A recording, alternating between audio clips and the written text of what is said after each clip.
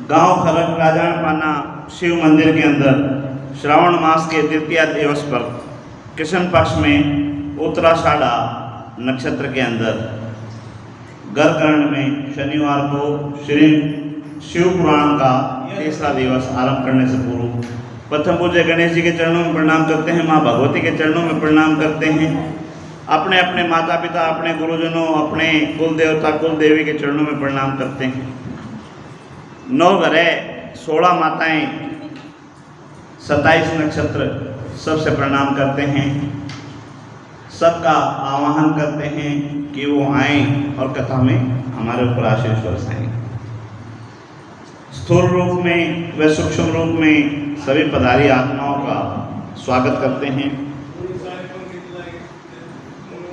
भागवत यानी भगवान की कथाएं, वो चाहे शिव पुराण हो, चाहे देवी भागवत हो, चाहे जो भी हो, जहाँ भी भगवान की कथाएं होती हैं, भगवान के प्यारे सुनने के लिए पहुंच जाते हैं।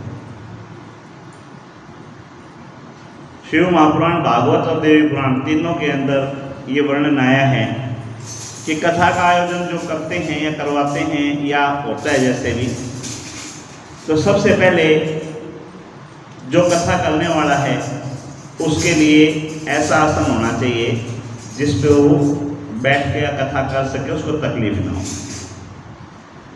और इसी तरह से कथा सुनने वालों के लिए भी आया है, कथा सुनने वालों के लिए भी ऐसी व्यवस्था होनी चाहिए कि समतल हो, समतल का मतलब उबड़ खाबड़ ना हो, हवा पानी की व्यवस्था हो, और कथा में बैठने के बाद उनको इधर उधर की ध्यान ना रहे, कथा में ही मन लगे। ये कथा की व्यवस्था बताई। उसके बाद कोई भी काम करते हैं तो शुभ ग्रह, शुभ काम है, शुभ ग्रह है, पूछते हैं ना पंडित जी, देखियो एक बार भाई ब्याह शादी कब की निकालनी है, शुभ मुहूर्त कब का है, तो वो शुभ मुहूर्त देखते हैं। अच्छा, समय के साथ में बदलना चाहिए, देश काल परिस्थिति जो है ना वो बदलनी चाहिए। कैसे? हम भारत जो है कृषि प्रधान देश रहा है, कृषि के ऊपर हम आश्रित रहते थे, तो कृषि के ऊपर आश्रित रहते थे। अब खेती बोने का टाइम हो या काटने का टाइम हो, उस टाइम घर में कोई आयोजन हो तो क्या घर में उस आयोजन में आप अच्छी तरह से समय दे पाओगे? नहीं दे पाओगे। क्यों? क्योंकि हमारा ध्यान तो सारा खेत में पड़ा है। तो हमारे लिए शुभ मुहूर्त कौन सा हुआ भाई? ना तो उड़े बोने का टाइम और ना उड़े काटने का टाइम। इसी तरह से गांव में शहर में फ़र्क है भाई। हम यहाँ पे पशु वगैरह बांधते हैं, शहर में पशु वगैरह नहीं बांधते। तो शहर वालों को 4 बजे 5 बजे कोई विशेष काम नहीं होता सिवाय चाय पीने की, जबकि गांव में 4 बजे 5 बजे जो भी पशु बांध रखे हैं उनके सब की व्यवस्था करने का टाइम हो जाता है, भाई चारा डालना है और डालना है। तो शुभ मुहूर्त दोनों जगह अलग हो गया ना। भाई गांव में तो 4 बजे 5 बजे अगर विश्राम हो जाए कथा का तो अच्छा है, और वहाँ शुरू 4 बजे हो तो बढ़िया। क्यों? उन्हें दिन में सोना है और 3-4 बजे उठ खाना है, उनमें 6-7 बजे तक फिर कोई काम नहीं, फिर रोटियां का काम है, रोटियां का टाइम उठने लगेंगे। तो देश काल परिस्थिति समझ गए भाई? देश काल परिस्थिति तीनों चीज़ों देख के और समय निकालना चाहिए कि भाई कौन सा समय ठीक रहेगा। ये सारा का सारा होता है। फिर रीतियाँ हमारी जो पुरानी चलती आ रही हैं वो हमारे बुजुर्गों की बनाई हुई हैं, रूढ़िवादी बोलते हैं या रीति बोलते हैं। तो ये सब जो हैं हमारे पूर्वजों ने बहुत सोच समझ के बनाई हैं, लेकिन समय के हिसाब से इनको चेंज करना चाहिए और चेंज होती हैं। जैसे एक जो मेरे बहुत ज़्यादा देखने में आ रहा है वो बताता हूँ मैं आपको। पहले रिश्ते होते थे, बच्चों को तो पता ही नहीं होता था, उनका ब्याह भी होने लग रहा है। मेरे बाबा दादी की बात करूं तो बोले भाई गोदिया में फेरे कराए थे, मैं तो बेरा को नहीं ब्याह किए हुए। अगर बाबा दादी की बात करूं तो, और माता पिता की बात करूं तो भी उनका कहना यही है भाई घरवाला ने जो कर दिया था हमने फाइनल कर दिया था। आज घरवाले तो देखेंगे, उससे पहले उसके मामे, उसके बुआ फूफा सारे देखने के, फिर बालक देखेंगे। उसके बाद में फिर ये रह जाएगा भाई बच्चा की पढ़ाई ठीक है कि नहीं, दोनों की हाइट मिले है कि नहीं मिले है, कद काठी मिले है नहीं मिले, घर परिवार सही मिले हैं नहीं मिले हैं, सारी चीज़ देखने के बाद कहते छोरा मांगलिक है, भाई छोरी मांगलिक है। बड़ी भारी समस्या आ रही है। तो देश काल परिस्थिति समझनी चाहिए। या तो टोटल ग्रह नक्षत्र के ऊपर डिपेंड हो जाओ, वे जो परमात्मा करेगा वो अच्छा करेगा, जो मेरे भाग्य में होगा वो मेरे को मिलेगा। तो आप टोटल जन्म पत्री के ऊपर चलो, कोई आपत्ति नहीं। लेकिन जब सारी चीज़ आप देखने लग रहे हो, घर बार भी देखने लग रहे हो, माँ बाप से भी मिलने लग रहे हो, और भी करने लग रहे हो, चला के भी देखो हो, अगले गन्नू भी देखो, पैरा में जूती क्यों पैर रखी थी, या घर के बाहर आकर कि मैं खड़ा कौन था या यो था, सारी चीज़ पैर के रखा था उसने, सारी चीज़ हम देखने लग रहे हो, बोल बतला करने लग रहे हो, 10 मीटिंग होने लग रही हैं। उसके बाद ज़्यादा जन्म पत्रियों के चक्कर में ना पढ़ो। मैं व्यासपीठ के माध्यम से आपको कह रहा हूँ, और ब्राह्मण होते हुए, ज्योतिषाचार्य होते हुए ये बात कह रहा हूँ। या तो देखो एक तरफ रहो, त्रिशंकु क्या होता है? त्रिशंकु यही होता है, इस रास्ते पे जाऊँ, इस रास्ते पे जाऊँ या उस रास्ते पे जाऊँ। जिसका डिसाइड है उसका तो समस्या ही नहीं है। जिसने अपना रास्ता निश्चित कर रखा है कि मेरे को इस रास्ते पे जाना, उसकी तो कोई दिक्कत ही नहीं है। दिक्कत तो यह है ना भाई, मैं तो मॉडर्न हूँ, मॉडर्न बनो, फिर रूढ़िवादी की तरफ क्यों जा रहे हो? और यह होगा भाई मैं तो बिल्कुल अपने उसी हिसाब पर चलूँ जिस हिसाब में मेरे माँ बाप चलते आए हैं, तो फिर मॉडर्न पढ़ा क्यों? तो देश काल परिस्थिति समझनी चाहिए। ये टॉपिक आ गया दिमाग में, मैंने बोल दिया, क्योंकि भागवत के अंदर, इनके अंदर, सबके अंदर आता है कि मुहूर्त आपको देख के चलना चाहिए। तो मुहूर्त कई तरह से देखा जाता था। घर में दाने हों तो कोई शुभ काम कराया करते। आज सब सैलरी के ऊपर आधारित हैं।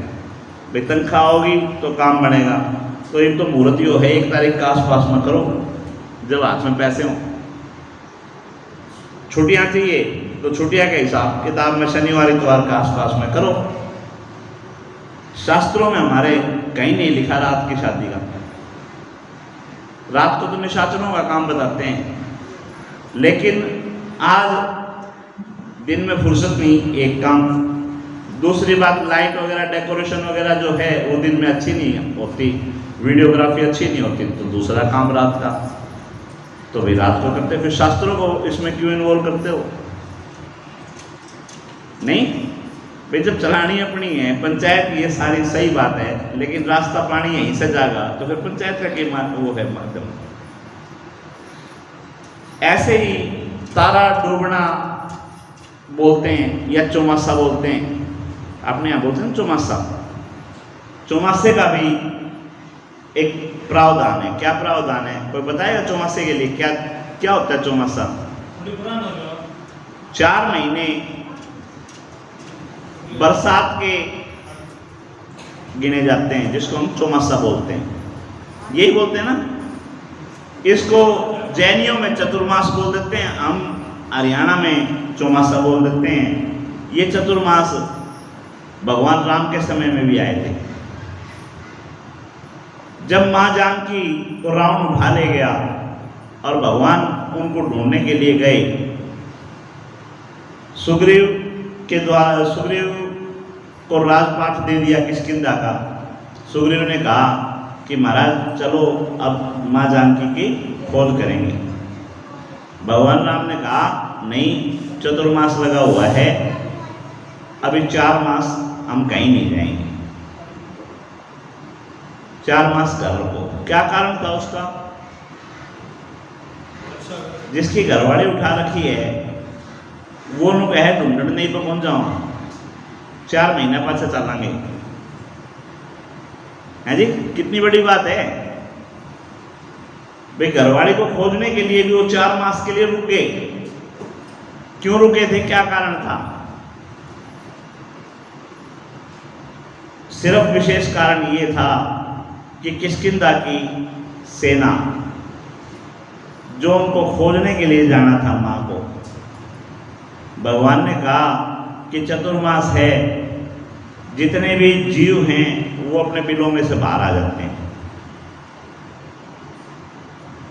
पानी भर भर के कहीं दलदल बन जाता है, आपको लगेगा यूं कि यहाँ तो थोड़ा सा पानी होगा और वहाँ दलदल हो।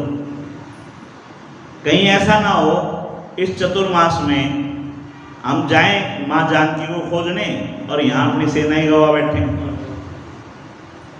ये कारण था चतुर्मास में जो वो नहीं गए। ऐसे ही जैनी 4 महीने के लिए कहीं भी जाना आना बंद कर देते हैं। क्यों करते हैं?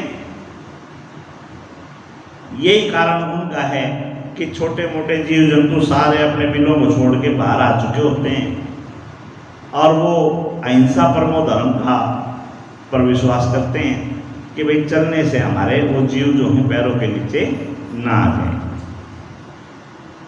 अच्छा, अब यूँ बताओ, बाहर भीतर के काम नहीं करने तो 4 महीने क्या करें? जो बाहर भीतर के काम नहीं करने तो क्या करें 4 महीने? जो समय मिल जाए उस समय को भगवान की भक्ति में लगा दो, उसके मन में लगा दो, उसके सत्संग में लगा दो। ये चतुर्मास का सिद्धांत है। जैनी जो हैं 4 महीने भजन करते हैं, एक जगह बैठ के सत्संग करते हैं। और ये चतुर्मास कोई भी दिन हो, कोई भी वार हो, कोई भी घड़ी हो, कोई भी नक्षत्र हो, सबसे बढ़िया घड़ी वही होती है जो भगवान के भजन में लगती है।